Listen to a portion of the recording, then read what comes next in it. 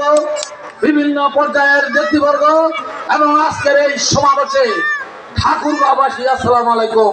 হিন্দু ভাইদের প্রতি আদাব। সংগ্রামী বন্ধুগণ, আজকে জুলাই আগস্টের এই পতনের মধ্য দিয়ে বাংলাদেশের একজন ফেরাউনের পতন হয়ে গেছে। আর এই ফেরাউনের প্রেতাত্মারা বিভিন্ন জায়গায় ঘুরে বেড়াচ্ছে এই দেশকে অস্থিতিশীল করবার জন্য। সংগ্রামী বন্ধুগণ, আজকের এই সভা থেকে গোটা ঠাকুরগাঁও জেলার সমস্ত নেতা কর্মীরা সজাগ থাকবেন।